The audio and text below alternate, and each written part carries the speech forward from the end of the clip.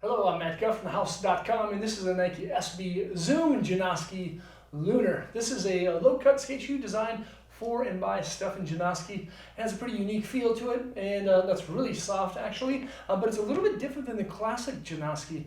Most Janoskis actually have a vulcanized style sole. This one actually has a Lunar sole and a completely different insole. Overall, it will have the same fit, both in length. It's going to be true to size, but in width, of course, it's going to be a little bit more narrow. Anyone who's ever skated or worn the Janoski kind of knows they run a little bit narrow. So if you have a wide foot, you're going to feel it. The upper, though, of the Janoski Lunar is going to be all suede.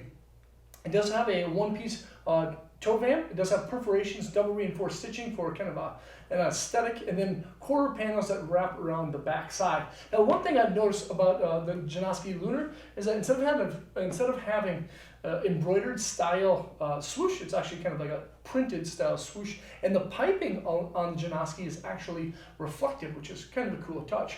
Overall, though, that counter is actually a little bit stiffer than the regular Janoski, and then the padding on the Lunar is just a little bit more throughout the collar and around the lateral and medial sides of the shoe, but it still has that premium style suede on the inside to lock your heel in place. Now, the tongue too is a little bit different than most Janoskis. The Lunar version actually has a little bit more padding. It doesn't have any like centering adjustments or a lace loop or kind of like an internal like centering harness. It still has that kind of free-flowing tongue, but it's padded now.